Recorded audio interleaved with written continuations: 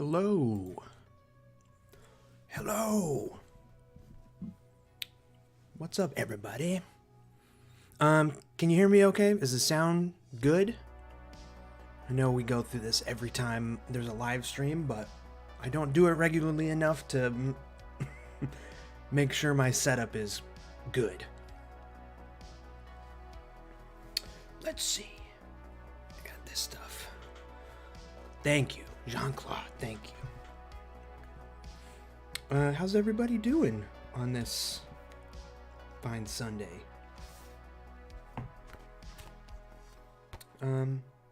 So I asked my patrons to give me some questions. Let me back up. Every month on Patreon, I design and release a new tabletop role-playing game adventure zine.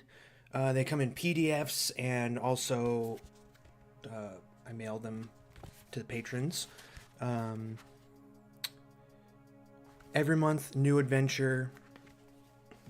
It's a lot of work, and I wanted to kind of pull back the curtain a little bit and talk about the design process and answer some questions that the patrons maybe have about where things are going, stuff like that. So on my Patreon Discord, I asked them to ask me questions, and I'm going to answer some of those. If you have questions in the chat here, I'll answer those too. But yeah, I just wanted to jump on and talk with you all a little bit. Hey, Jason. Speaking of Jason, what was Jason's question in the...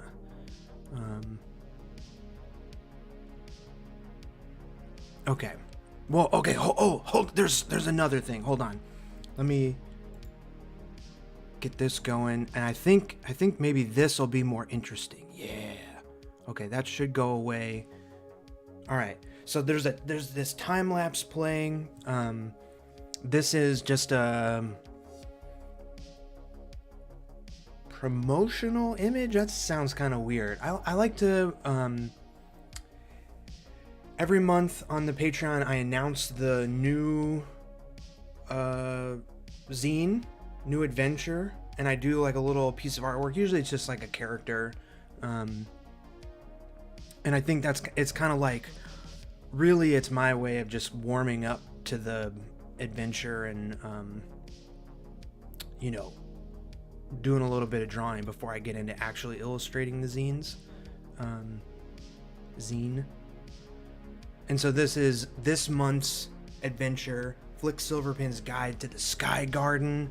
There's a giant blue dragon that this is a time, it doesn't look like it, but this is a time lapse of the illustration that I just posted on Patreon and announced this adventure. So there's a giant blue dragon, there's astral giants, there's like this legendary thief character, there's bog frogs and dodo knights and a bunch of cool stuff. Speaking of moi, let's see. No Mercy. Thank you, No Mercy. I appreciate you. Timothy. All right, couple of questions. Do you have advice for people who want to write adventures but no drawing skills? Also, do you ever have plans to do Flick Silverpin's Anthology? These are two great questions.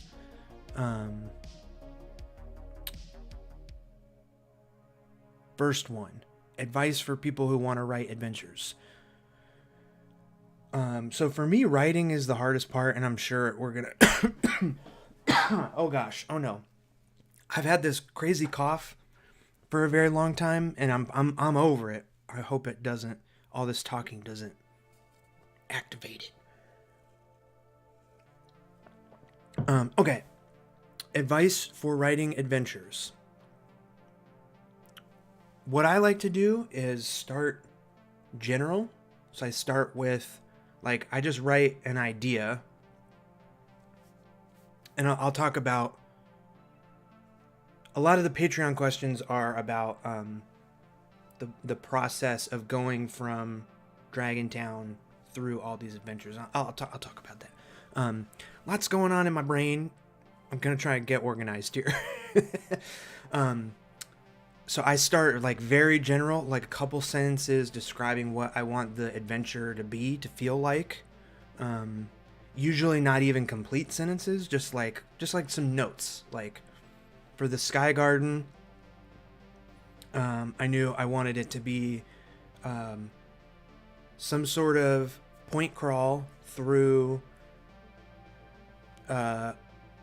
like some kind of area in the clouds, up in the clouds. I wanted there to be a magic item, and I wanted there to be this thief character and giants. So I wrote that down, and then from there you just like keep on like making it more and more complicated and complete. So like from there I'd start outlining. From there actually I would start making like my playtest notes. So like just as if I was, not as if, just like I'm running the game for my players. So then I would write it out just like I would prepare running any other game, with all my ideas and counters and all that stuff. And then from there you have to make the thing that you prepared for your game into something that other people could use, and this is the hard part that I have found. So then you have to like, you know, start making tables. That's kind of the easiest part, is like making random encounter tables and stuff like that, and then just like slowly writing it out and getting more complete. Doing and it's like you're kind of like each step you're like getting more and more refined. It's actually just like this drawing. So like it started with this sketch, and then I'm like going back in and like making the lines nicer, erasing, changing things, moving things around, like getting it more complete looking. And then you can color it, you know, like go back through and like add in all the magic items and make all the words sound as nice as you can. That's kind of my writing process. So then if you don't, there's a few ways to get art. There's lots of people on Patreon that like make royalty free art. Like you sign up for the Patreon and you get like a collection of art that you can use. That's one way. You can use public domain art. You know, go through and find stuff that you know is free to use because it's in the public domain. Or you can hire an artist. That's always a nice, you know, like really work with someone to make your vision come alive. There's probably other ways.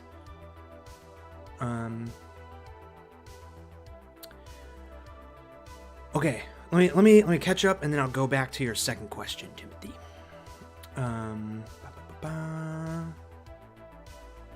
Mayshush Animations, thank you. What's the synopsis of the new zine? I think I kind of it's there's not really a synopsis, because it's more of like a playground that you can play in. So it's the home of the astral giants up in the clouds. There's obviously a garden part of it, so there's like some crazy animals and plants. There is a blue dragon. The reason your players would want to go there is to find this magic item, this special magic item. And there's this blue dragon that also wants the magic item, so you can ally with them or you know, have to fight against them to get this magic item. There's like a little mini war going on between the Dodo Knights and the Bog Frogs. That's part of it. You know, there's lots of other stuff going on. That's kind of the intro to the Sky Garden. Thank you, Colin. I appreciate it.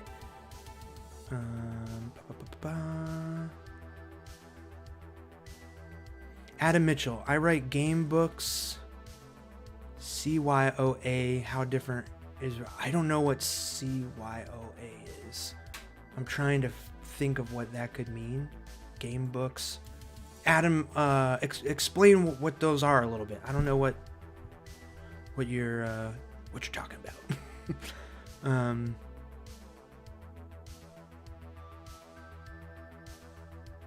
Oh, that would be cool. Having the lightning like spell the letters. I should have done that. That's a great idea. Hey, JC. Good morning. Oh, choose your own adventure. Of course. I should have known that.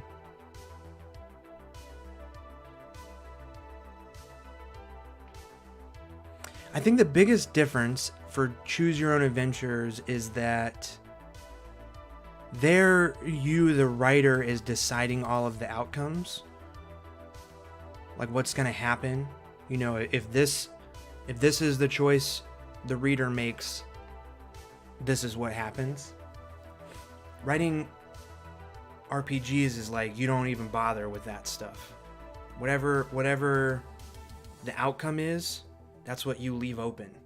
So it's more about writing all the setup for stuff to happen, and then the players and the dungeon master will figure out the rest. Hey, here's a question. Is my icon like over my face? My little icon, does that show up for you? Let me see here. No, you guys can tell me. My little face drawing icon, is that like over my actual face? I just noticed that in my preview.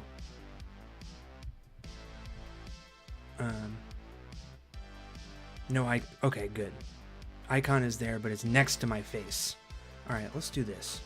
Make my face bigger. Whoa. Okay, that shouldn't get in the way of the...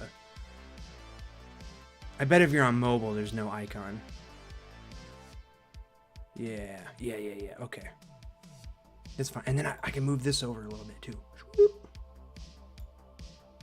Okay. What's up, Bryce? Okay. I should answer some of these Patreon questions. This is going to be kind of all over the place because it's how I am. I don't know. Okay. Okay. So the Patreon questions. It feels like there's an order. They're talking about a lot of different things, but there feels like there's an order that I should go through this. All right, Bryce, since you're here, Bryce asks, how much of the whole project, Dragontown and all the zines, have you planned out before starting in on it? How much do you plan for future zines? All right, we'll talk about future zines in a little bit, but let me, so Dragontown was a Kickstarter I did. This was my first published role-playing game adventure. Dragontown, if you haven't heard of it, I talk about it constantly on this channel. Yeah, so this was a Kickstarter. This is a bigger zine. This is 40 pages, and it is about a town whose mayor is a giant gold dragon. They go missing. You have to uncover what is going on in the town, and this is like the start of the adventure of all of these. Let's see, there's 8 individual adventures now on Patreon that continue the Dragontown adventure. and there's going to be 10 total that will be this self-contained. Sky Garden is number 9. It is the penultimate. Is that this penultimate adventure? All of these work as one shot, so you can run Dragontown. Dragontown will probably take more than one session, and actually some of these zines will take more than one session, but they're designed to be used as one shots, but also one big adventure. So that's kind of the setup to all of this. So Bryce asked, how much did I have planned starting with Dragontown and then continuing? So when I was coming up with Dragontown, I had like all these ideas, and I knew I had to like limit the scope of it, so it's like make it one town, one little area, and then kind of contain the story to that. But then I kept all those ideas in a note, and I think even in the back of Dragontown I listed, there's a little Darkness Below session. So in Dragontown there's a setup that there's this like great evil thing called the Darkness Below, and if you want to continue the adventure, you can. I think when I started Dragontown, I didn't have the idea to start the Patreon and then release monthly zines, but I don't know where that idea came from.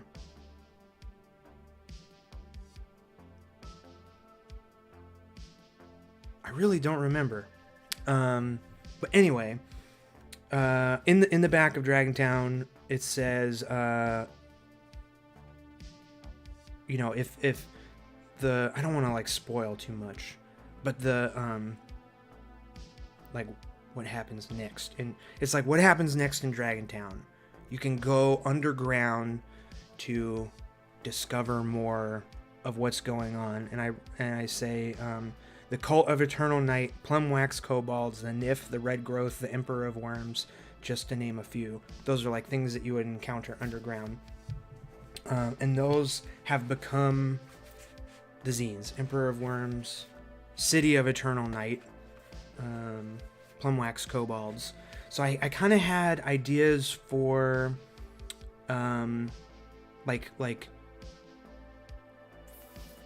like stuff I wanted to, like I knew I wanted to do a Kobold dungeon, right? And I knew I wanted to do this like cult of bat people, and then I knew I wanted to do like a get swallowed by a giant worm and find your way out adventure, and then all the other stuff too. So I think actually the Sky Garden is the only one I didn't have planned. The Sky Garden, and then the Fiery Caldera, parts of it, like the Ember Trolls, these guys on the Fiery Caldera, and then basically all of the Sky Garden adventure were the only things I didn't have like an idea of before starting the Patreon. And then going forward, I already have ideas for a bunch of stuff. So Timothy is asking about a collection of these, and I think I would like to do a collection. So it would be like Dragontown and then the other 9 zines. There's a couple of hurdles. One, making a book, even though it's all like written and everything, like I feel like these would need to be gone over again. Like it needs to be like a whole thing. So a lot of these, all of the zines are written to be one shots, as like you can use them as one shots as well. And if I made it a book, I think it would be like if you want to pull stuff out of it, you can, but this is like a campaign setting kind of thing. So it's a lot of work to kind of redo that. And then I would want to make it fair for the patrons, because like if you're excuse me, if you're a patron and you're paying $12 a month to get these zines, and then I release a hardcover book would be awesome. But if I release a hardcover book and it's significantly cheaper, I would feel bad. So I would need to figure out a way to make it fair for the patrons. Probably means like some sort of discount. Also, making a hardcover book is very expensive. Still don't know how I feel about Kickstarter at the moment. So there's a lot of things to think about. It's something that I would like to do, because I'm very proud of all the work that's gone into it, and I think having a collection would be pretty awesome. Okay, let me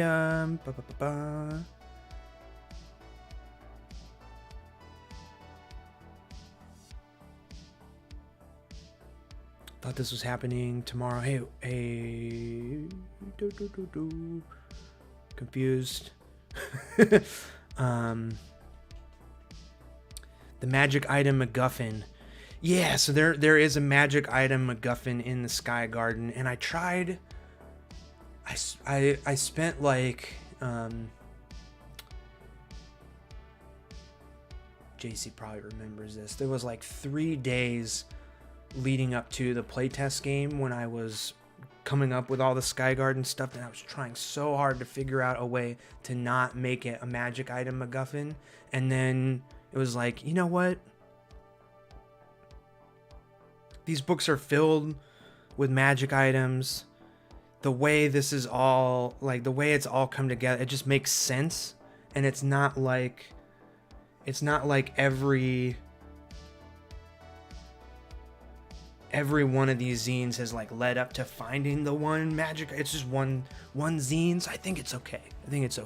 But that is something I want to try to avoid. But it just works so perfectly for D&D stuff. Like it's just perfect. Like in movies, it's kind of lame. It can be cool, but a lot of times it's lame. It's the lamest part of the Marvel movies. You know. Anyway, okay. My shop seems to be down. No.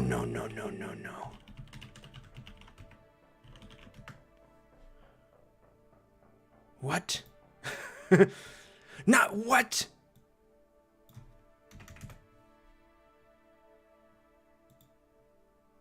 Oh.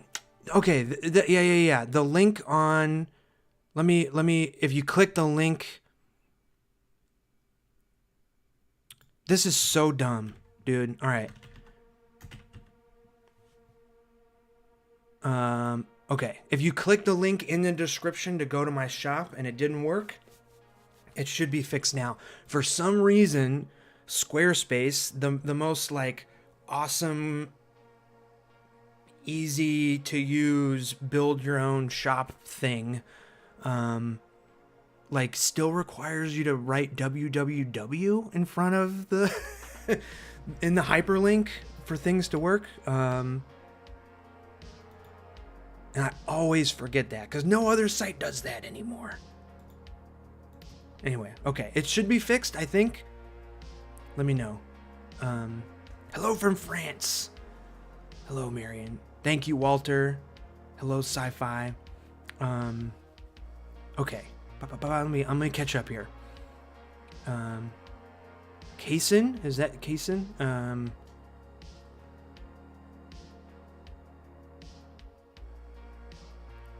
You want to make a fight scene for D&D, but you don't know how to draw it or plan it out in advance.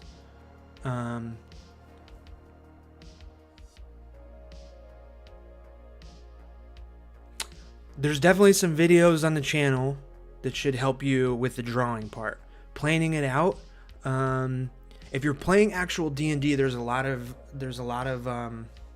stuff in the Dungeon Master's Guide that's like actually really helpful for planning that stuff out. Also, the way I do it is I just kind of give monsters like actions that they're gonna take. So if, like, for example, if a fight breaks out with this blue dragon, I would say I don't always do it like round by round, but sometimes I do, like, if if the dragon is flying in the sky, it swoops past and does lightning breath, hitting as many of the players as possible. If it's on the ground, it defends itself with a tail attack or a bite, stuff like that. And then like I try to think about my players and like things that they like to do. So if like there's a kind of rogue type player, so if the dragon gets backstabbed, it does a tail attack. If the cleric player casts some sort of like silence thing on it so it can't cast its spells, then maybe it'll use its wings to try and break the concentration of the cleric player. Stuff like that. Just make some notes and you're good to go.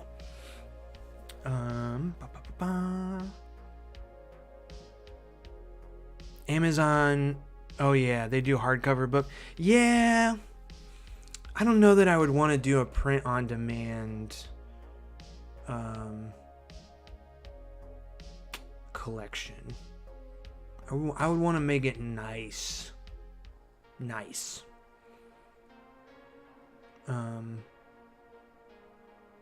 Think it would be fair if I just released a hardcover collection? Well, that's good to know. That's good to know. I'm so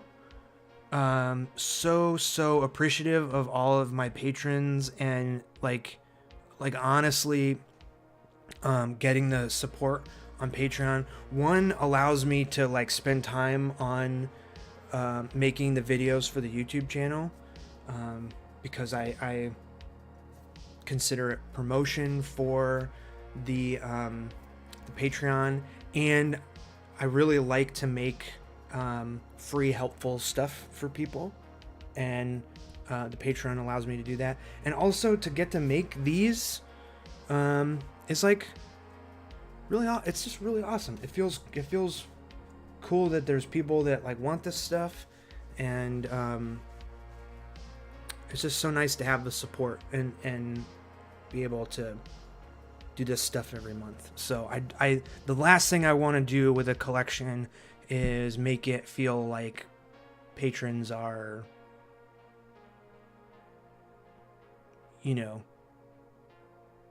feel bad. Like I don't want the patrons to be like, oh, I should have just waited for the hardcover. I feel bad for like, I don't want that. So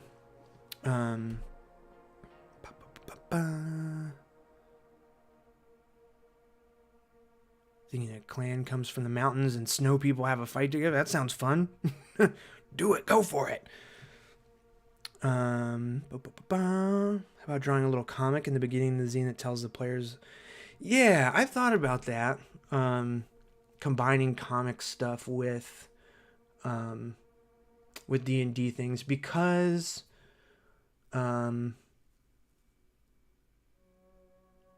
way I approach these zines is that I try to have the drawings do a lot of the work, because they're I'm trying to pack as much stuff into as many encounters and as much story and stuff into these zines.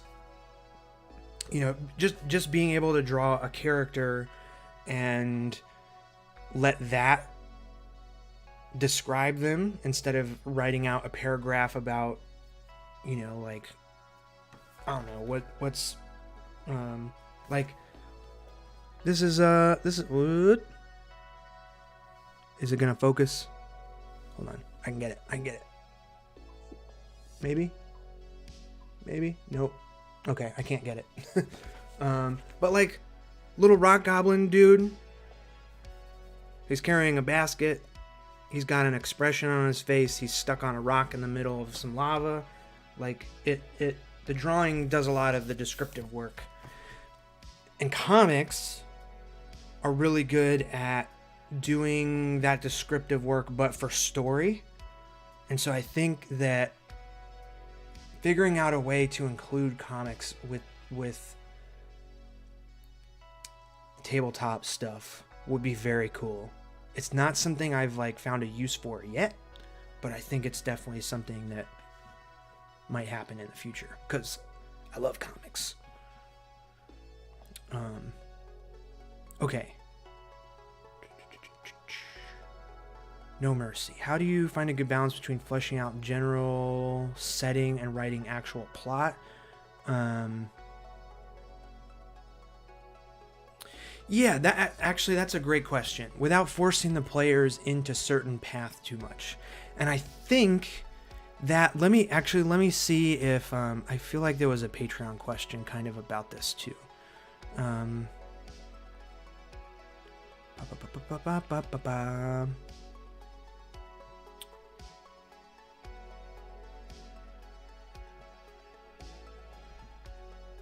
Maybe not.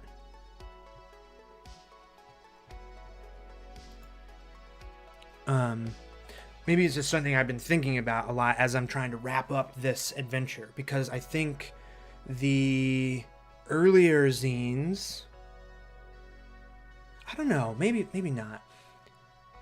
It feels like to me that these later zines are becoming more narrow because it's all leading towards this final encounter with the darkness below.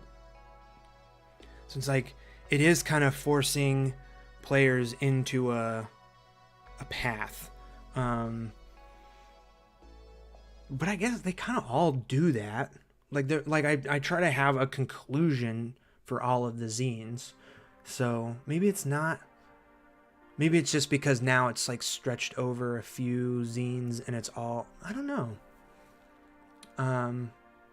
I definitely try to leave things as open as possible, but also give a DM tools to focus it, because is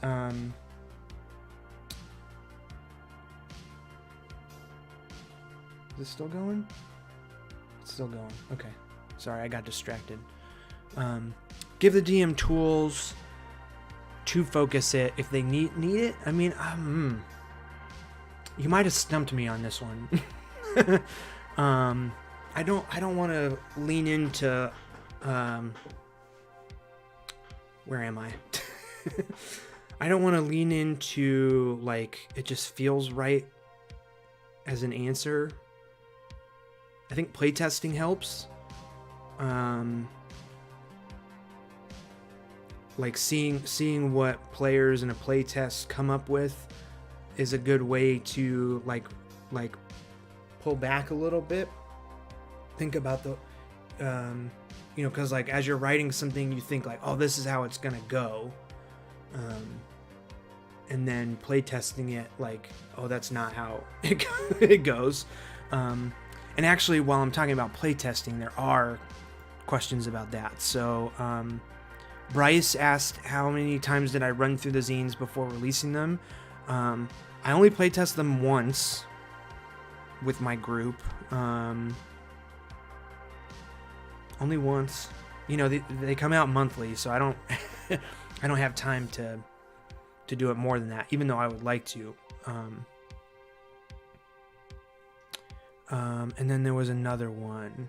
What systems do I test in? So I tested Dragontown using Knave. And then the rest of the Darkness Below adventure, I have been running 5 Torches Deep, which is a very cool, like, lighter version of D&D that also still has some, like, player options, so players feel like they can like make some class type choices and stuff like that. It's cool.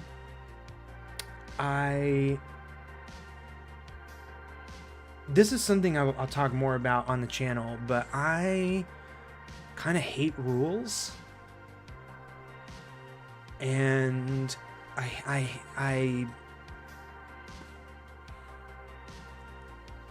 haven't figured out how to articulate this yet. I do not enjoy learning new systems. It's just not. There's a reason that I'm like making all of this story stuff for my Patreon, and not.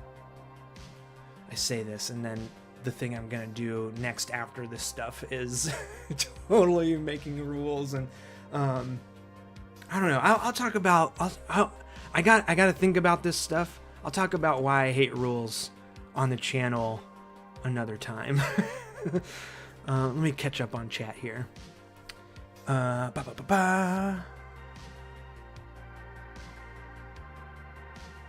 Collier and Gavin, what's up? Could make a comic play aids. That's there's something to making comics and combining them with RPGs. And I feel like I might be the right person to figure that stuff out. So that's something I'm gonna think about.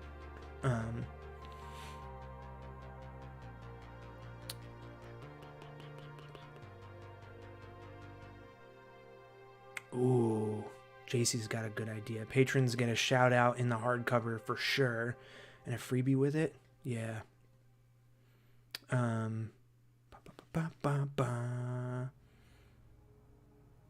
Upvote the yam. What are you talking about? McTot, hello. Yep.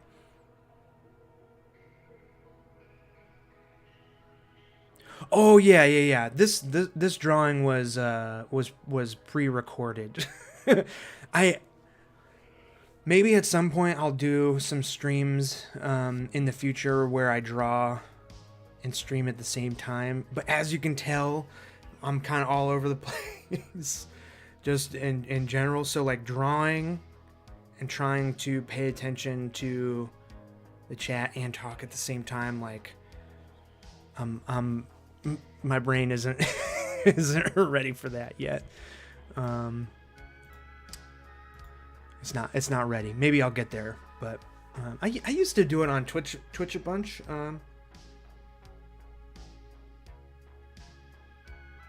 I could do it. I don't know. Yeah, like 5 torches deep. Hey, Linda and Charlie. Liking the book so far. So glad it's expanded. Thank you. Yeah, I'm having so much fun, and it feels I feel like there's a lot of pressure to make these last couple zines like cool and complete feeling, so the campaign kind of comes together.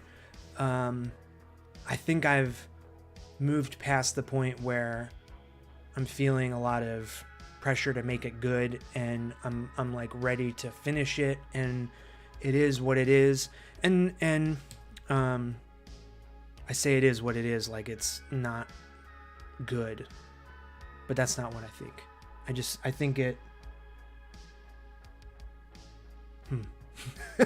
I'm making a zine a month. Okay, this is something I can talk about, and I feel like maybe there's a. I feel kind of bad that I'm ignoring some of these Patreon questions, because the whole point of this stream was to answer the Patreon questions.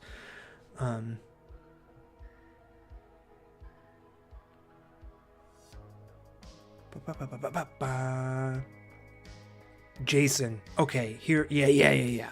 What did you learn making the campaign that you would apply to future campaigns?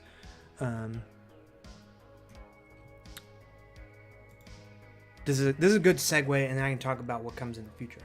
So, first thing is, I spent a lot of time on Dragontown. So Dragontown's 40-page adventure. It took me, the Kickstarter, I started planning it in December of 2009.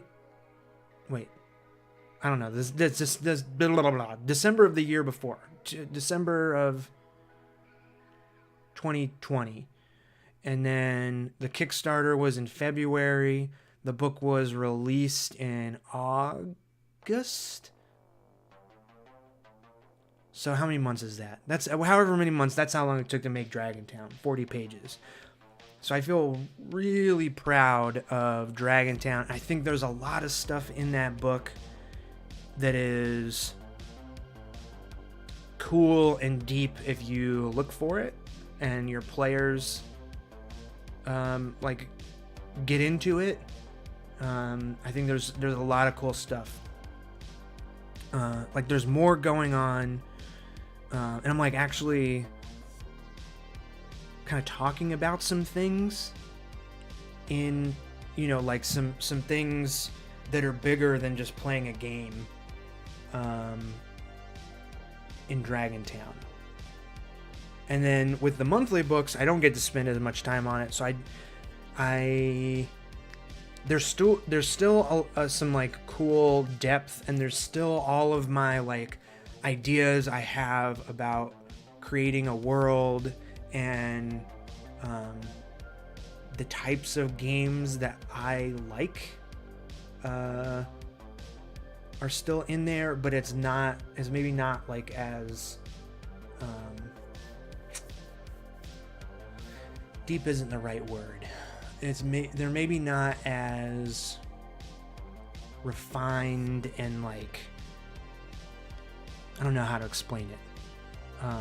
Just because I only get to spend a month writing and drawing and like getting the book printed and mailed out, all of it. So there's that. I've completely lost my train of thought. What was Jason's question? What did I learn making this campaign? Okay, yeah. So the big thing I learned was from this campaign, and this goes into your question, Linda. You know, I'm it's all going towards whoops. Where did I just move? Hold on. I'm drawing the inn in Sky Garden. That's what the inn looks like. The big thing I learned from doing these adventures and having them all come into, like, you know, whether it's the big boss battle or the players figure out some other way of defeating the darkness below. It's the big bad evil guy stuff at the end is, what have I learned? In my head, I thought I had learned something, and it had to do with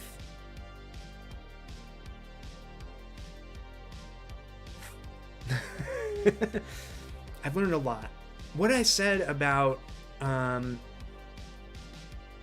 type of games that I like, the type of setting that I like, I've learned that stuff and have refined how I like to articulate those things. You know, whimsical characters, like not dark fantasy. So like a lot of fantasy is, you know, like not apocalyptic stuff. I like that stuff, but that's not the stuff I want to make. So like, even though there is a darkness, I say not apocalyptic stuff, and the whole thing is there's a darkness that is gonna take over the world. But okay, so the reason that the darkness below is the main villain of this campaign is because I want to play and write games about heroes fighting darkness, right? And like to me, the worst thing would be dark, no magic. The darkness below like eats magic and then like covers the world in darkness. Like it's an apocalyptic thing. So that's what they're battling. A lot of fantasy is like, like the bad stuff has already happened and you have to scrape by and that's the stuff that I can't spend my time writing, I guess. I want there to be like optimism, hope, like fun, weird stuff, getting eaten by a giant worm and you gotta make your way through the giant worm and meet a bunch of weird insects. Weird stuff. So that's the big thing I've learned. I don't think that is gonna change going forward. Everything I make is gonna, is gonna feel like that. So those are the type of games you like to run. I do also want to say I do get a lot of questions about like, obviously my drawing style, all of that stuff lends itself towards playing with kids. And Deucey, finish Dragontown with my 10-year-old girls next week. They start all the Zine. Yes. Get in the Discord and tell us how it goes. Did I miss your question? Okay, yeah. I really want to hear how it all went with your kids.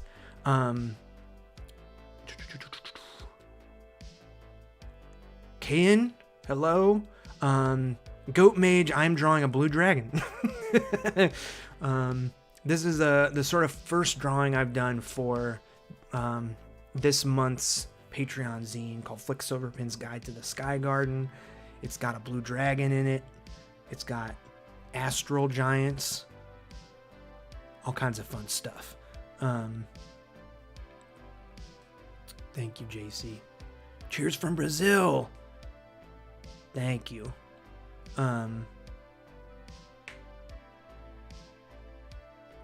Linda, yeah, hey, look, was it you that figured out that my zines are gonna have some grammar and some mistakes in them? Even on the covers, it says Flick Silverpin's Guide to the... Where am I?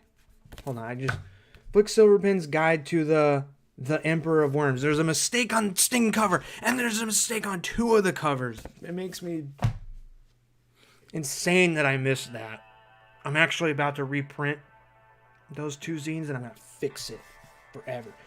Hey, that should that's a good opportunity to say that I believe there's only 1 zine left of the Shadespeare Mountains. There's only a couple Plumwax Kobolds and a couple of these 2 left in the shop, and I still have not reprinted them. So if you want the zines from the shop, there's a link down in the description of this stream.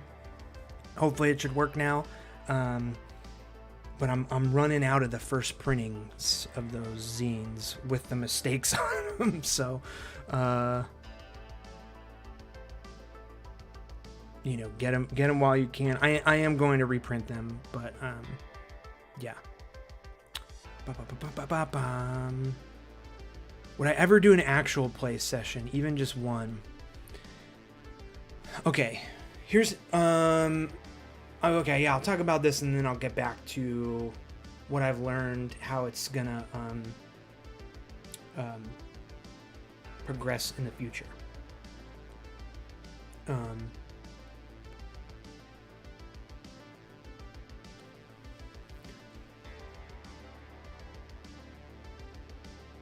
Yes, Deucey, I do remember that. Okay, I'm just so distracted. um, Actual play sessions. Okay, there's a couple there. So right now there are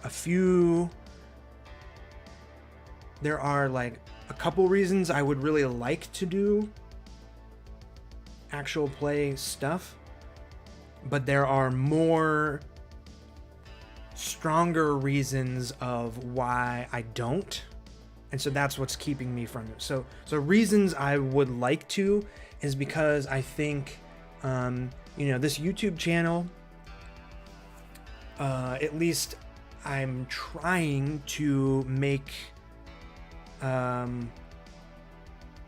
creating for Dungeons and Dragons or tabletop role-playing games, playing it, I want to be encouraging. I want people to get into it and have fun with it, right? So I think showing how easy it is to run would be a cool way to do that.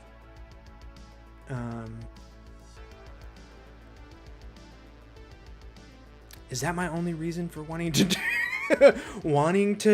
do actual plays?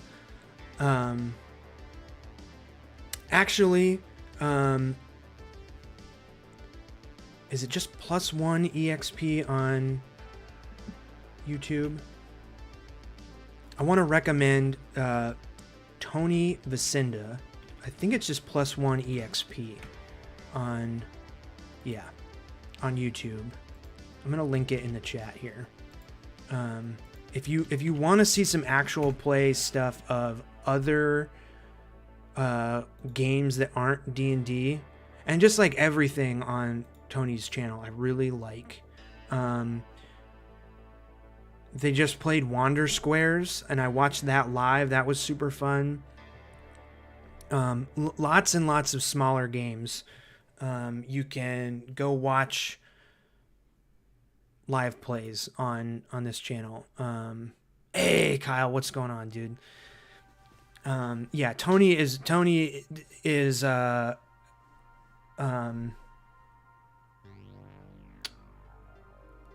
someone who puts in way more than they get. He seems to do like so much to promote the this hobby. Hobby is a weird here. Yeah, hobby better than industry. This hobby. Hey Mark. Yes, go check out +1 EXP. Watch some videos on there. The reason I don't want to do live plays, and I don't want this to sound negative. It's just the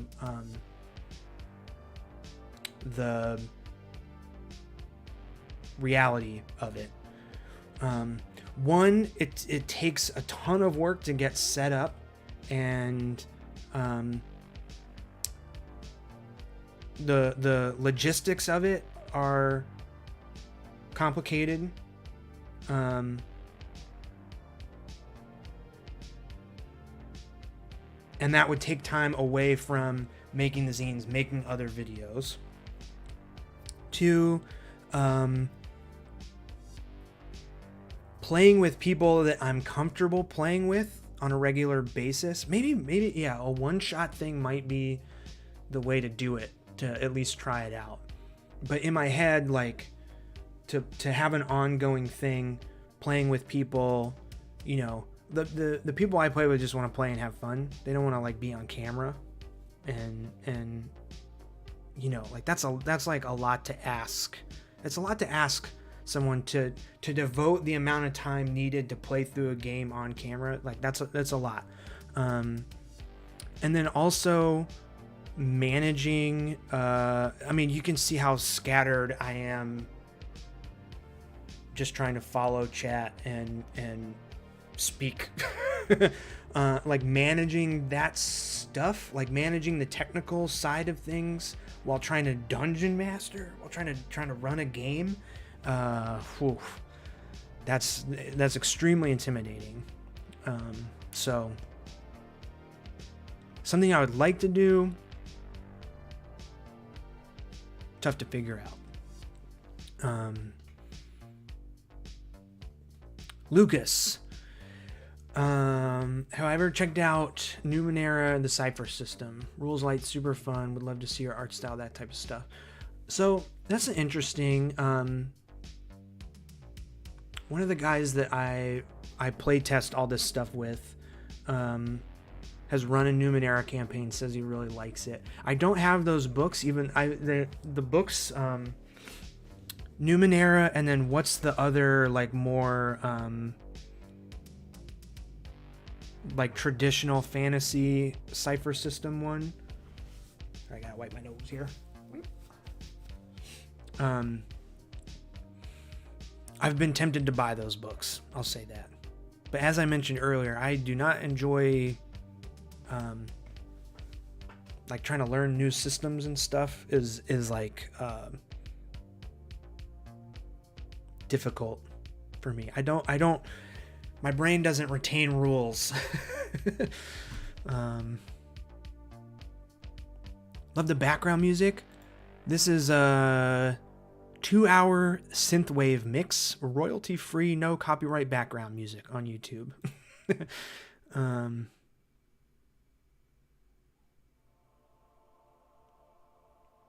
Yeah. Okay. So I got a Deucey, hey, thank you so much. That would be awesome. Super appreciate it. So a lot of the Patreon questions I got were okay. Hold on. Let me run through a few of these real quick. CM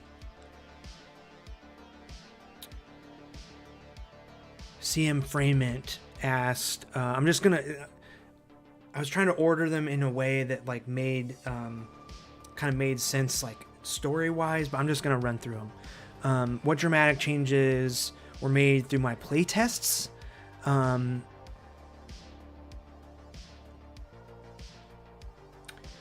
Most dramatic changes were that I like added stuff through the playtest. So like I made things more complicated in the zines. Let me see if I can think of like a good example.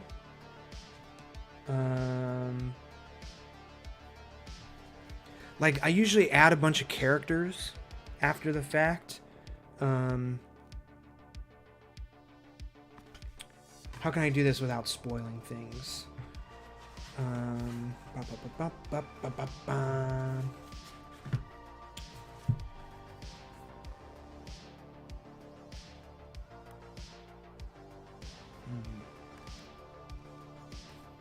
I think the best example is in the City of Eternal Night. I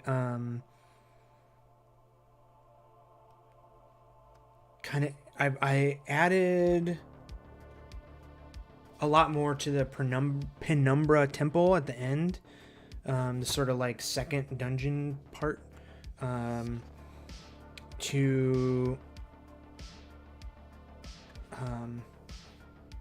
the setup for this is that you are invited into a city full of bat people, and spoilers, you find out through the adventure that they are cultists that want to cover their world in darkness. And the big thing was I expanded this final dungeon that kind of like slowly reveals that information. So stuff like that is probably the biggest kind of thing that I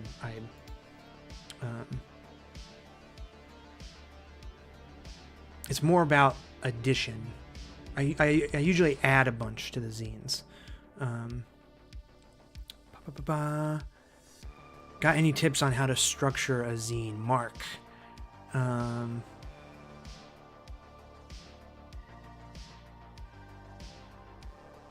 how to structure them. I think so the way I structure them, at least, and I don't know if this, I might try some things differently in the future, but I always, let's look at this. I always start things off by giving, like, the first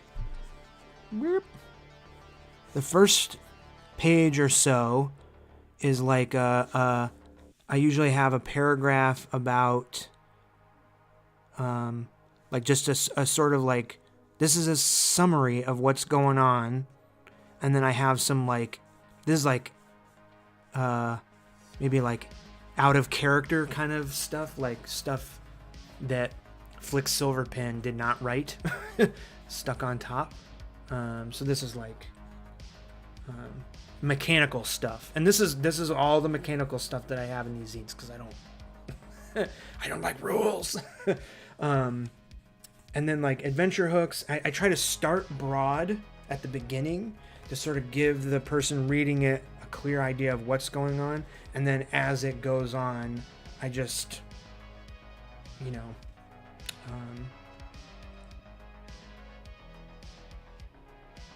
get more and more detail. So a lot of these things, like a lot of the organization, like for the Plumwax Kobolds, I have the map, and then you know, it's just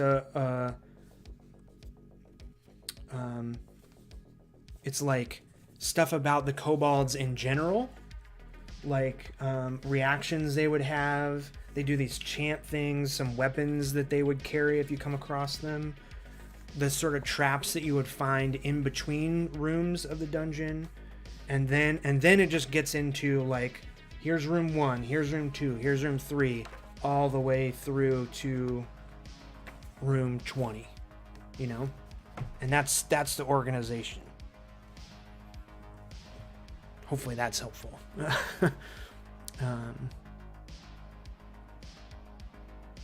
Yeah, I would say just look at other books and zines that are doing the same type of thing. So if it's just a dungeon, look at stuff that's doing it. If it's a hex crawl, if it's a, you know, whatever type of thing, and see how they organize it. Juice, thank you, I appreciate that very much. I'm glad to help. Okay, Blue Lotus. What's the fantasy trope you didn't explore in Dragontown that you wanted to? Fantasy trope. I mean, a lot of what these zines are, these Patreon zines that have come after Dragontown, are like the ideas I had left over. So wanting to do kobold stuff, wanting to do a giant turtle, like a wise old giant turtle, the bat cult, the, you know, mushroom people, like these are all the things that were like tropes that were left over. I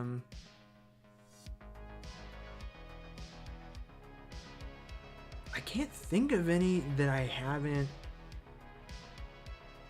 done that I've wanted to.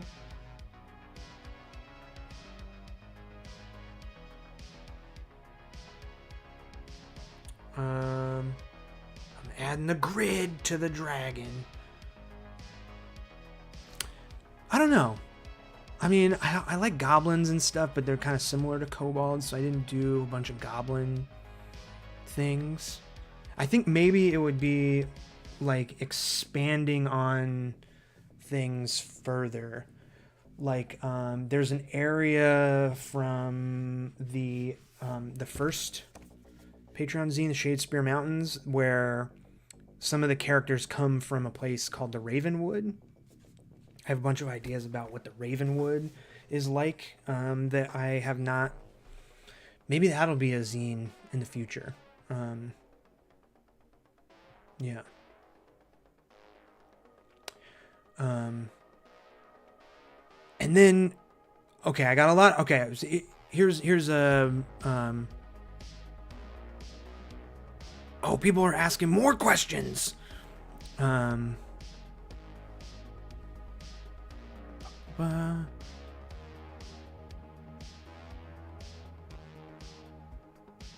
Right on. Okay.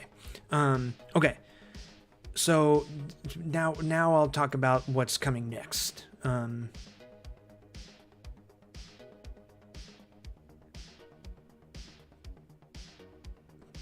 James asks, what is my favorite zine?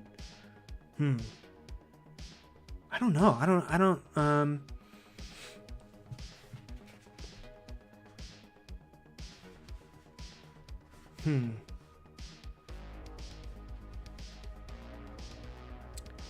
I think I really like the Shadespire Mountains. It's a point crawl through the mountains.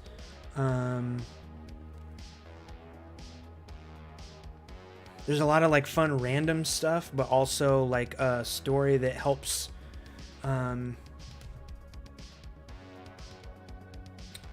explain the world and the conflict that's happening in a fun way. So I think I really like this one, without being like heavy-handed about it.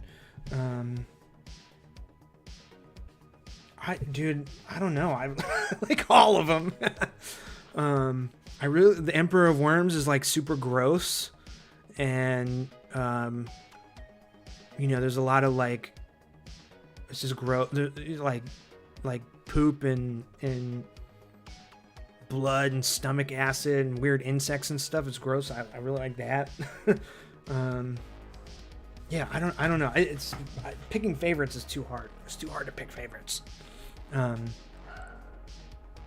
Is it easy to get your zines printed? I use a place called Mixam, MIXAM.com.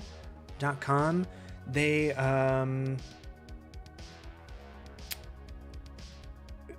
to someone who has been self-publishing comics for years and years and years, I think it's pretty incredible. The quality, for the cost. I used to say for the turnaround time, but there's a paper shortage that's been happening, and it has caused some delays, which has been another reason I'm so thankful and appreciative of my patrons, is that nobody's made a big deal about it, but it has caused some delays for the patrons, and it gives me a lot of stress.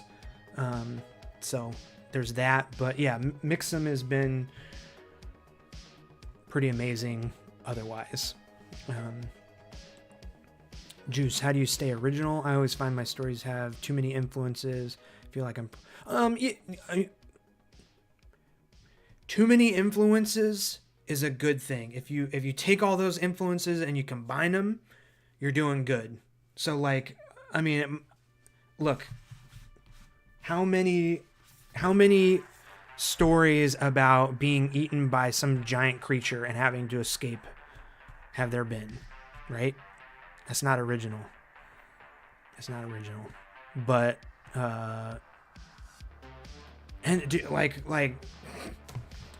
so okay, here's an example. Shadespire Mountains, there's a conflict between orcs and elves, but in this case I just flipped it, right? So the elves are the jerks and the orcs are the like noble good guys that are trying to protect their home. Not original, just flip. You know what I mean? Like, this is just a straight up kobold adventure. Nothing, it's a dungeon filled with traps and like a bunch of weird, greedy little creatures. Like, you just add onto it with personality. You take some of those other influences of, just stuff, games, movies, music. Add that stuff in and you're fine. Don't worry about being original. It's overrated. You could stick some Ravenwood content into the hardback collection. I think that's a fantastic idea, Bryce. I love that.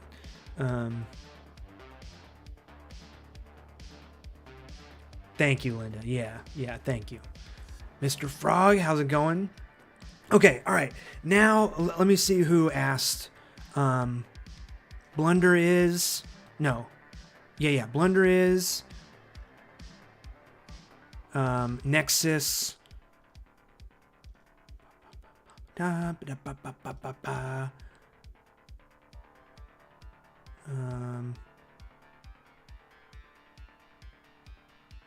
Juice. I'll kind of talk about this.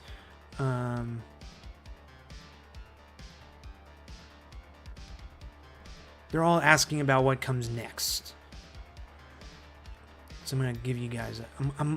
I have the rest of my year planned out. What's up, Dave? So this is kind of a sneak peek into the rest of the year on Patreon. So April is Sky Garden. What comes after April? May is The Darkness Below. So that May will conclude this first adventure. And then I'm doing 2 months of still Flick Silverpin. So it's going to be like Flick Silverpin's guide to I don't know. I have ideas. I have an idea for 3 shops. So it's going to be like 3 shops that have a bunch of magic items. So it's basically just going to be a zine full of magic items, but also shops that you can just throw into your world. So these would be like 3 shops that Flick has gone to on his travels. But really it's just a collection of a bunch of crazy magic items. And then, so let's see. That's June, and then July would be like a guide to monsters. So, or I might expand it to like just maybe not monsters, but like encounter, like travel encounters, basically, like things that you would run into as going from place A to place B. Yeah, Flick Silverpin's travel guide. Yeah. Thank you, Captain Sassy. And the idea with that is like, maybe if you're done with The Darkness Below but want to keep playing, you can travel to the next thing and have some fun encounters. Can make potions more exciting. I mean, I feel like I've already put in some exciting potions into a lot of these zines. I like potions a lot, actually. I really like single use magic items, because like giving players stuff that like breaks the game, where they can just like use it over and over again, like isn't always the most fun. But like single use break the game stuff, I love. So like cool potions or magic scrolls, like I think those are awesome. What's up, James? Yeah, hey, I'm not gonna grab it, but James Gifford here did an excellent, very, very beautiful, is it just Guide to Herbalism? I'm gonna link it. If I can find it.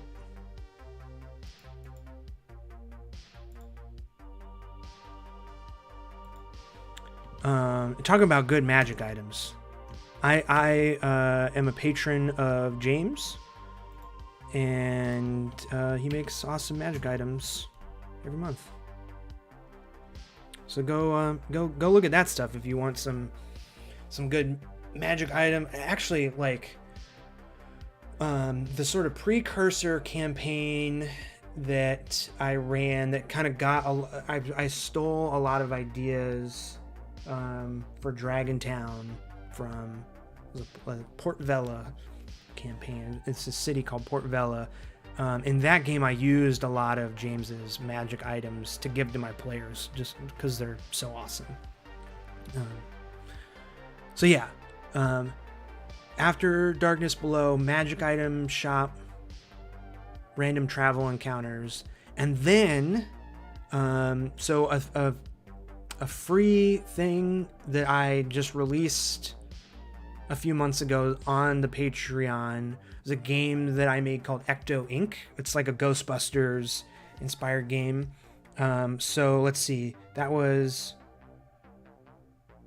June, July. So August and September, I'm going to release. In August, I'll release the Ecto Incorporated like rules, like refined, ready to go. And then September, I will release a like a little 1-2 shot campaign that you can run with that game. So like a Ghostbusters inspired, completely different than all the Flick Silverpen stuff. Ghostbusters inspired rules and then a little adventure. Those 2 months. And then for the final 3 months of this year, I have another fantasy adventure thing planned that probably will not be a Flick Silverpen.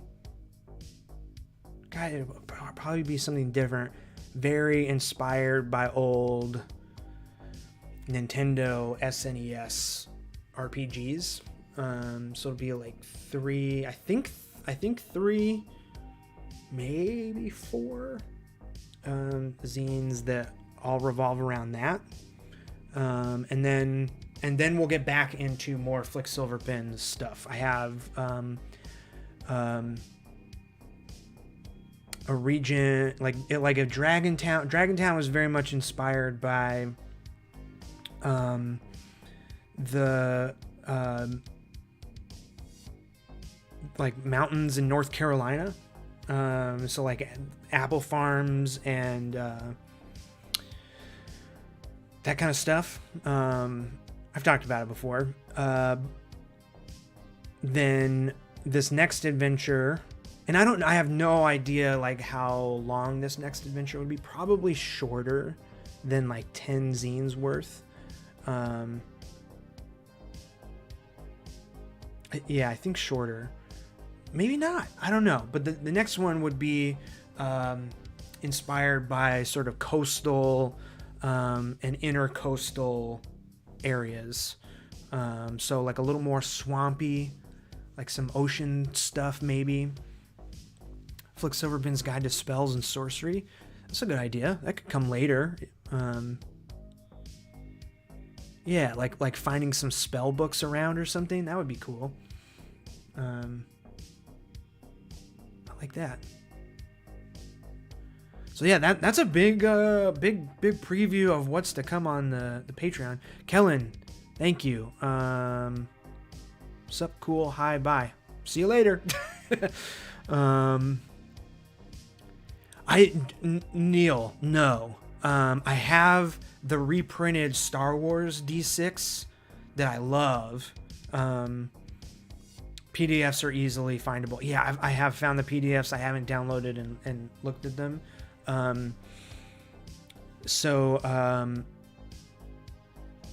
yeah, I need to. I would love to get the book. I like books. But I will, for sure, that is something that I will look at before putting that out. And actually, it looks like the drawing's done. That's good. We can just leave that there, I think. So I came up with Ecto Incorporated. I might change the name too. I like the name. I don't love it. But I wanted a really simple system for new players that made rolling dice fun, and I wanted it to be swingy isn't the right word, but like I wanted it to be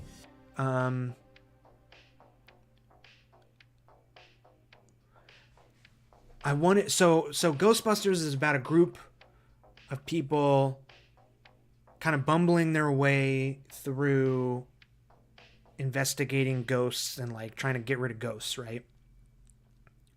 So I wanted the group to be very important. So like I think if you play the game and there's 3 stats, and I wanted it to be like you're very good with one of the stats, you're okay with another stat, and you're straight up bad with the third stat. So it's like mind, body, and spirit are the 3 stats, and so you assign a D6, D8, and a D10 to each of those stats. And so if your highest stat is body, you're really good at you have over a 50% chance of being successful at, you know, knocking a door down, or, you know, strength, dexterity type stuff, right? So if you have a bunch, if you have your whole team and they're all good at, can I just, you know what? No, let's do this. Okay. If they're all good at body stat, then it's going to be difficult for them to deal with, you know, ghosts that attack the spirit, right? And so that's probably not going to be very fun.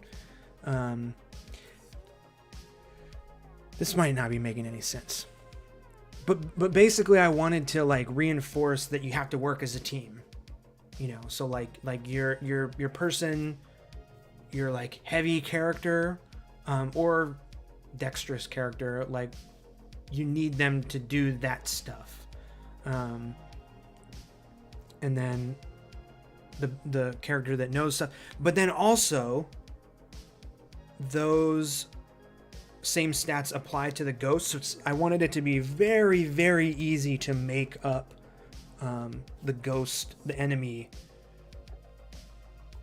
characters. So like it's just assigning those same dice to ghost characters, and it's like usually it's like 1 or 2 stats that you assign, and like that's it.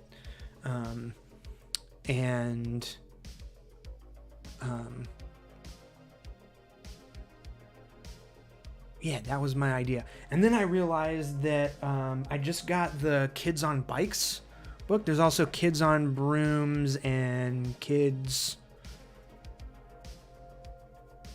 something else in space, maybe, or something else.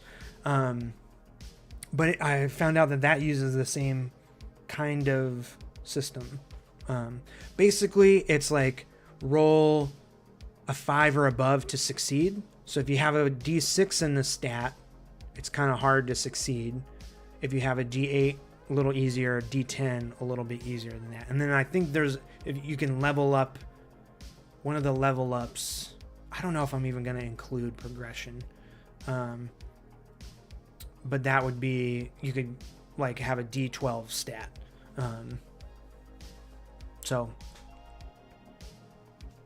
that's the gist of Ecto Incorporated, and that'll be what did I say, August, September Patreon zines. So I'm excited about that. You know, I did all this ranting about not liking systems, and here I am going on about one. So maybe I do like rules. I don't know. I can see why you wouldn't want to read them before doing your own thing. It would be hard not to take inspiration. Yeah. I mean, I'm taking inspiration from Ghostbusters very heavily. So, and I think I already have the like system part in place. So, I mean, I'm like just straight ripping off Ghostbusters. So there's proton packs, and, you know, I'll probably rename them, but the character sheet is basically going to be like a proton pack, illustration. neutrino wands and the traps and all that kind of stuff. Like it's you're gonna be playing a Ghostbusters game. Is the idea. Bored and looking for new project sync.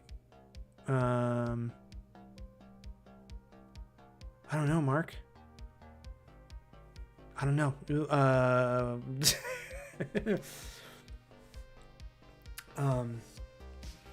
That's not a. I have so many things I want to work on all the time.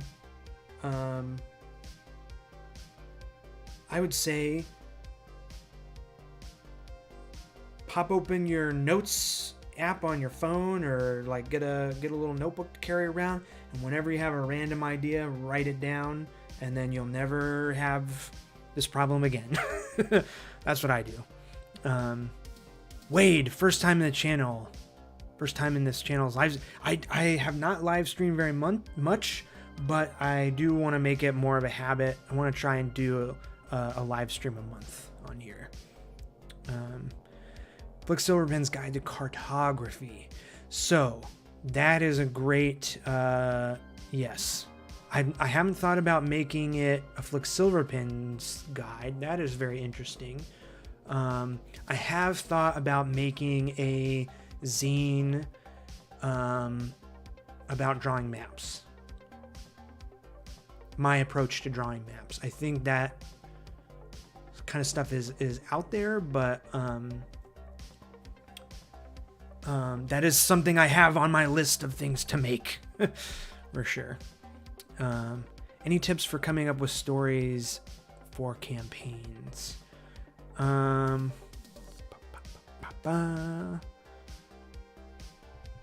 think starting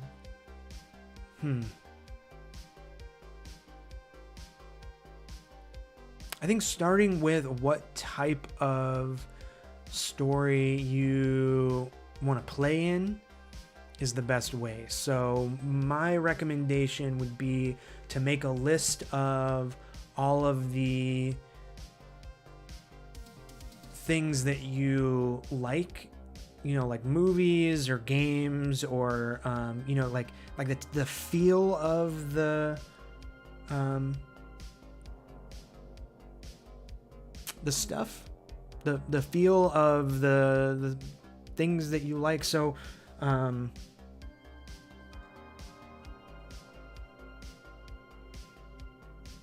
then you can like layer the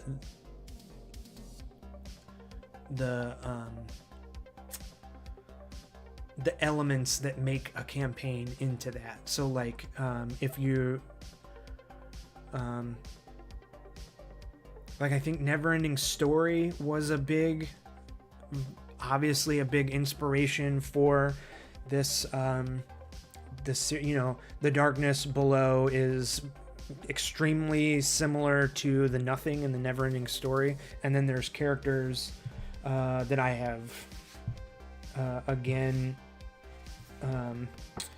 you know, the Ancient One from the Fiery Caldera zine. There's the Ancient One, Vorla, who I have renamed from the giant turtle in the Neverending Story, whose name is Morla, the Ancient One.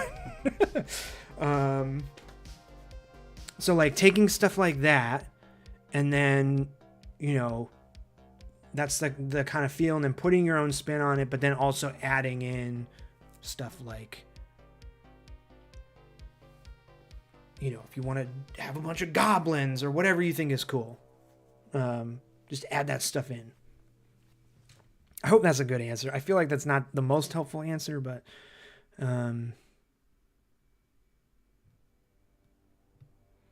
what will happen if the campaign is over and the Darkness Below is defeated? Well, the campaign is over and the Darkness Below has been defeated. That's the end. I think ending stuff is fun. You know, a lot of D&D games just fizzle out, and that's, you kind of look back and like, oh man, I wish we could have finished it. Hey, thanks, James. I'll see you around.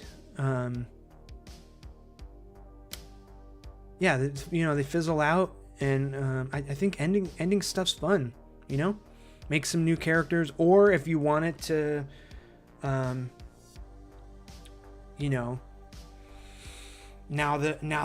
the players are like these big time heroes, and they've saved the world from the darkness below, and they can go on and like do the next thing.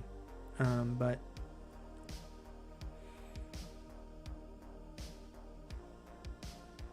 I think that's up to the DM. I don't know. I mean, my playtest game will be coming to an end.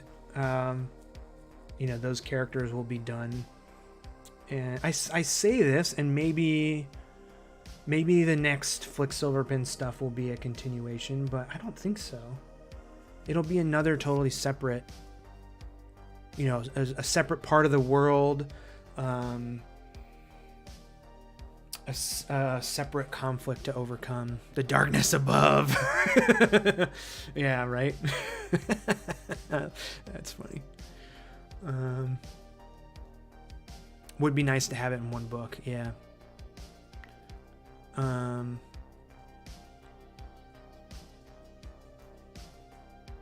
Do you mean Ecto Inc. in one book, or so here's I don't know, maybe this isn't totally interesting, but it's the way I've figured out how to do the Patreon stuff is by making these smaller zines every month. It allows me to crank stuff out more regularly, but also I can put this in an envelope because it weighs less than 4 ounces. I can send it as a letter, and the shipping is cheap, which is good for me, and it's good for the patrons. Making bigger zines or books takes longer and is more expensive, and I think it would be cool. Oh man, I would love to make a box.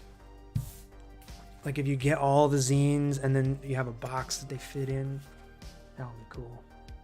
Boxes are expensive to make too, though, so I don't know. It's probably more. It's probably better to like do a hardcover book. Spend the energy on that. I don't know. The cartography guide I was talking about. Yeah. Yeah, I think that's a good. I should do that. Because I think drawing maps is like,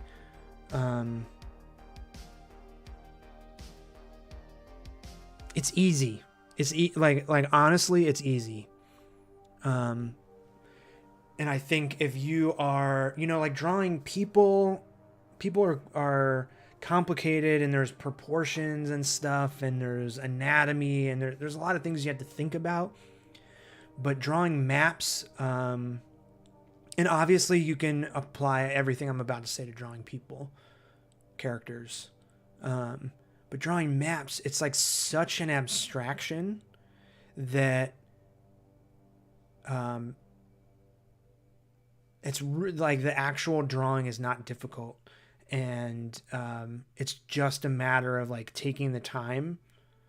And I find that if this like is an equation, right, the amount of skill needed plus the amount of time needed equals a result that is like very, very rewarding. I guess skill, time, and then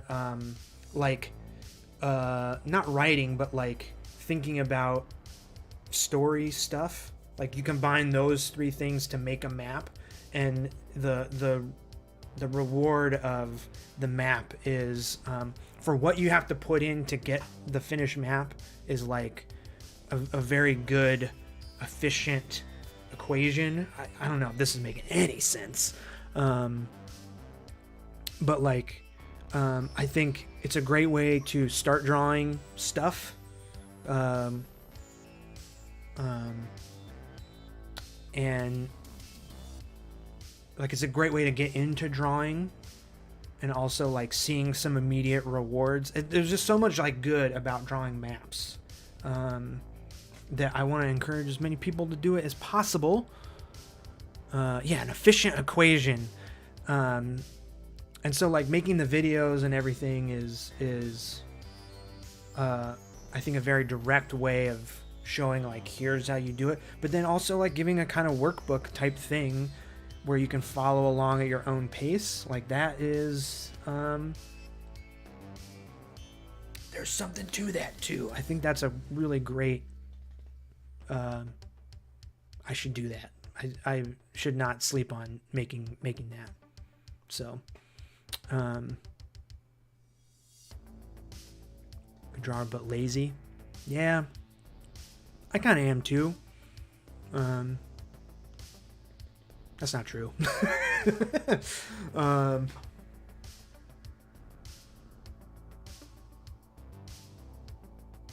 don't. Yeah. Drawing like one thing I've learned about making these zines is writing. Writing is hard. Writing is the thing that like my brain can't. Like when I sit down to draw, I can just focus and you know, maybe it's because I've practiced so much and have done it so much, it feels comfortable. But like you can just,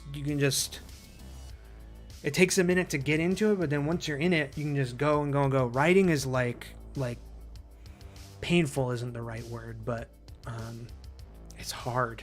It's hard to like stay focused and it's easy to get like tripped up writing. I don't know.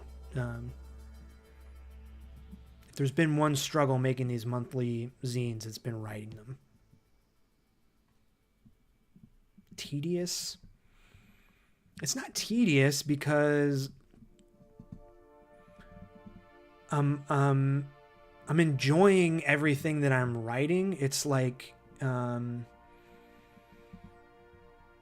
it's like a focus thing. It's hard to stay focused on like trying to come up with the right words and like make sentences that make sense. And it's like you gotta have like and I try to apply this to writing too, where like with this dragon drawing that's been going on, it's like you start with a sketch and like you allow mistakes and you kind of just try to get an idea down, and then you refine it and you refine it and you refine it.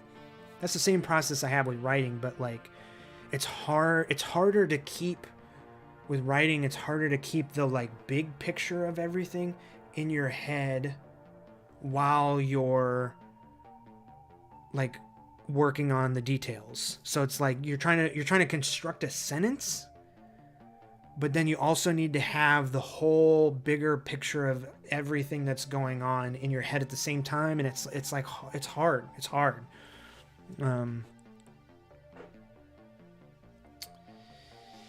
Yeah, fumbling isn't right either.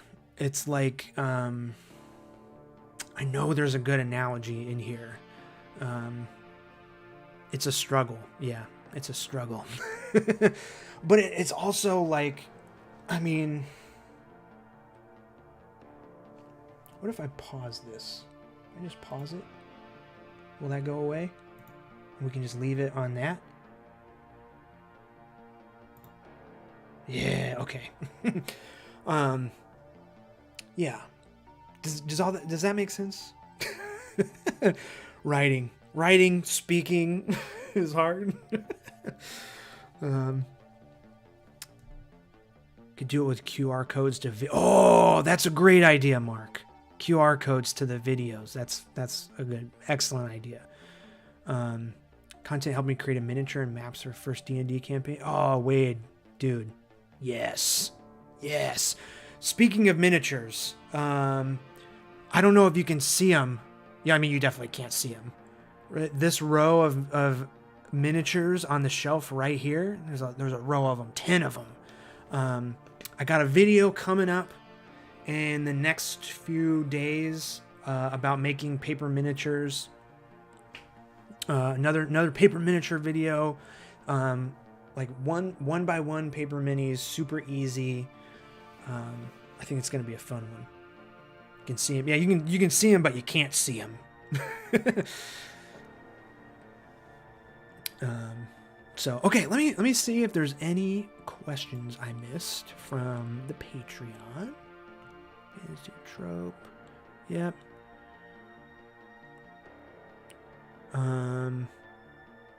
Oh, my buddy Scott asked any content I had to cut, but really wish I could have kept in, or anything you think would have been cool, but didn't think till after the fact.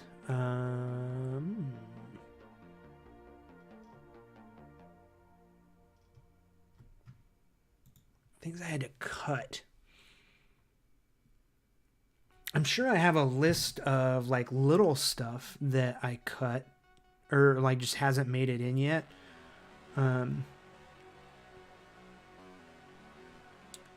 I have no,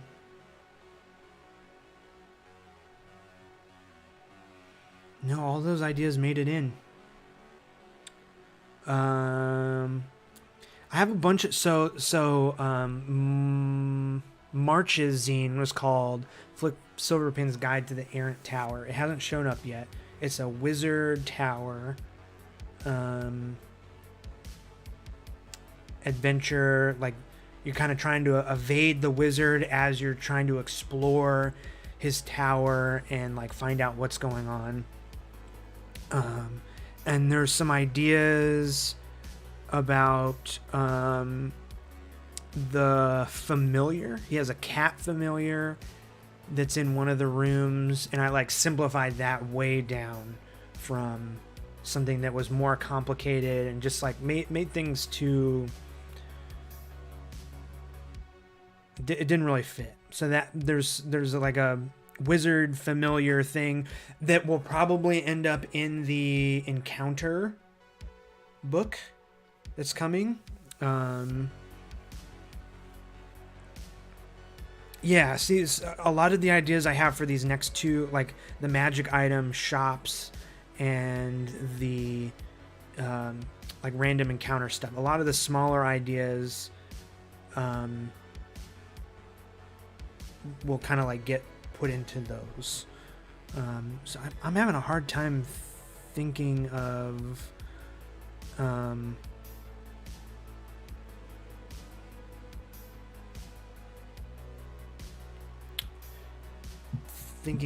stuff that's not, at least not going to be used in future things. So yeah, there's that. I got, man,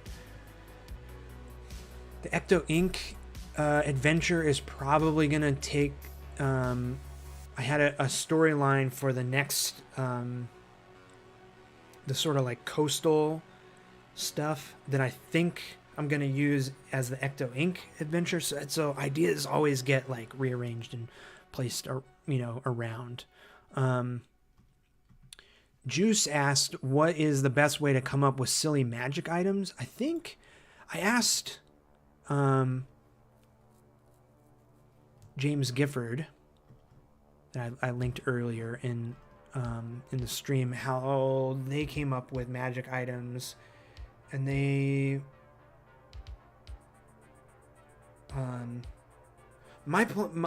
okay. I don't want to like say what you said wrong, James. So I'm just gonna say what my method is. So I think about the item that I want to be magical. Whether it's a potion, a sword, an amulet, a helmet, whatever what the item is. If it's for a game that I'm running, I think about what player is going to use it or who will think it's cool and want to use it. And then if it's for an actual D&D game, then I try to either make abilities they have better. I try to give them abilities that will make them think about their character differently, or like the first one, make their abilities better. That's something that like it's going to be a thing that's like, oh, this is cool, I can't wait to use it, right? Because it makes their idea of their character more powerful and better. So it's like automatically cool, right?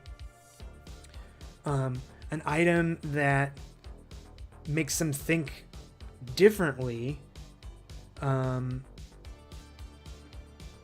that's cool because it, they say, oh, I think I can use that somewhere. I don't know, like they're thinking like, I don't know exactly what I'll use that for, but it could be a cool, like that could be cool. And then like something will happen and they'll be looking at their character sheet and it'll be like, yes, like the cool moment comes from them realizing it, and that's like super rewarding.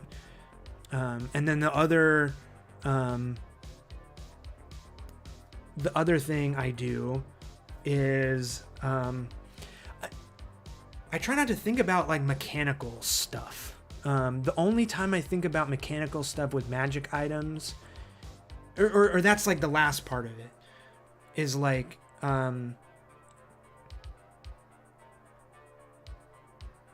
sorry. The third thing I do is like it has some sort of like story effect. Oh yeah, James just says definitely have a good story with an item. Yeah, so like it fits into the world somewhere, and it makes the it contributes to the story of the world, and so that's the kind of like cool factor of like this sword was once a legendary sword that was used to battle the darkness below, and so it has a cool effect, but it also adds to the story. That's maybe not the most interesting story thing, but you get the idea. Story first. Yeah, so the mechanics of it are like the last. It's like, how do you kind of think about like, okay, I know what would make this magic item cool. How do I make it into a fair mechanic for whatever game you're playing? And I've had to revise magic items before in my games because, like I've said 100 times, I don't like rules, and sometimes I just say like, yeah, that works, and then it's like, oh, this is way too powerful, or that sort of thing.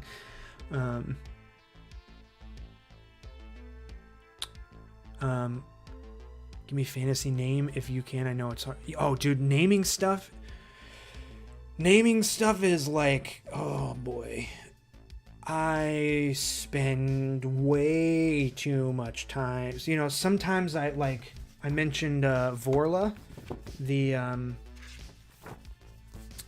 giant magma tortoise. I've literally probably spent 2 hours trying to think of a good name for Vorla, and then ended up just, Morla is the turtle from the Neverending Story, and I just said, I can't spend any more time on this. It's Vorla. And that's like, that sucks.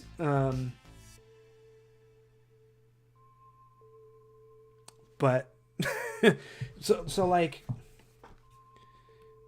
okay, I think Jason asked who like some of my favorite NPCs were. And I'm going back to Dragontown. So naming characters, like there's Grandpap. You know what? Let's do this. I'm big now. Can you see Grandpap? No, he's over here. Grandpap, it's blurry. So Grandpap is just old halfling farmer dude. His name's Grandpap, and it just that name I think is perfect because it just gives a feel, like it explains so much about the character, and it's super memorable. Another character is Polly Fizzleflock. So she runs an apiary, like has a bunch of bees and stuff in the town. And Polly comes from like pollinate.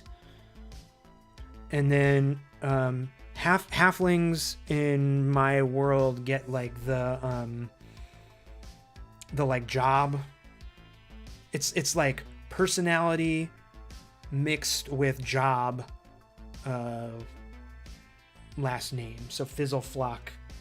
And usually there's alliteration with halflings. I love alliteration, and so that's something I like use nonstop. And I think it's maybe kind of annoying writing, but it's also like the type. It's like the. I like these zines to have a storybook quality to them, and the world has a storybook. You know, it's fantasy. It's storybook, whimsical. So like alliteration just does that. So stuff like Fizzleflock. I feel like I'm surprised more of the titles don't have. None of the titles have alliteration, which I'm kind of surprised by. Anyway, it makes them, yeah. That's the whole Stan Lee, like Bruce Banner, Peter Parker, like, yep. I mean, that makes them memorable for sure.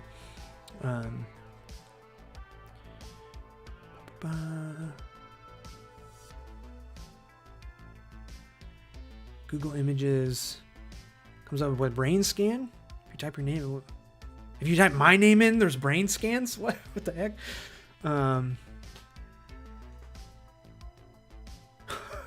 Nice, Ryan.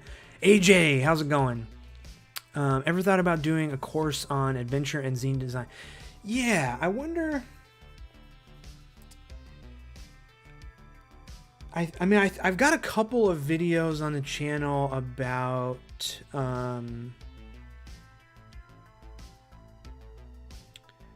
adventure and zine stuff. I don't think any of them are super helpful. At least not as helpful as like the map or the character drawing videos and stuff. So it's like, you know who I just followed that does, I've watched a couple of her live streams, and she does a really good job of crap. I'm not gonna remember.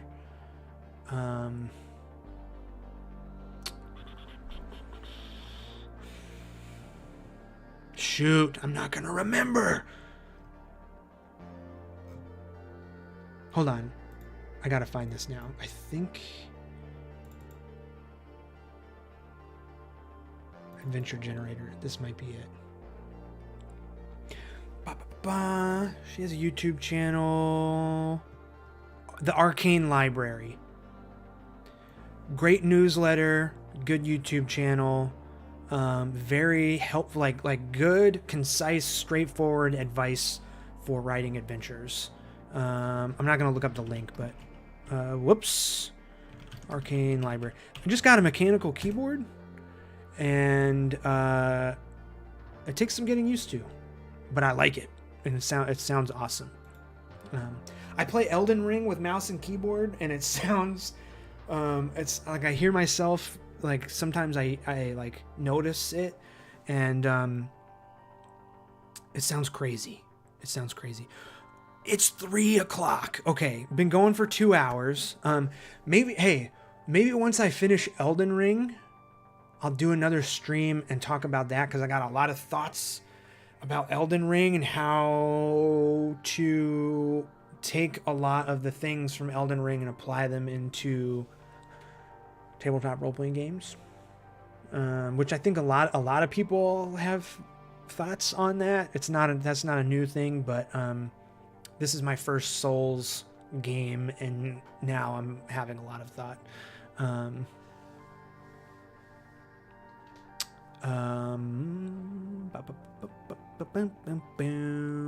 Freezing Forest sounds like the most, yeah. Linda, thank you. Yeah, I hope this was fun. Yeah, I think if people are interested in the Elden Ring stream, I'll do that. And then, next month, I would like to figure out how to do 2 videos a week somehow without adding too much work. Like doing 2 drawing type videos a week does not seem possible, but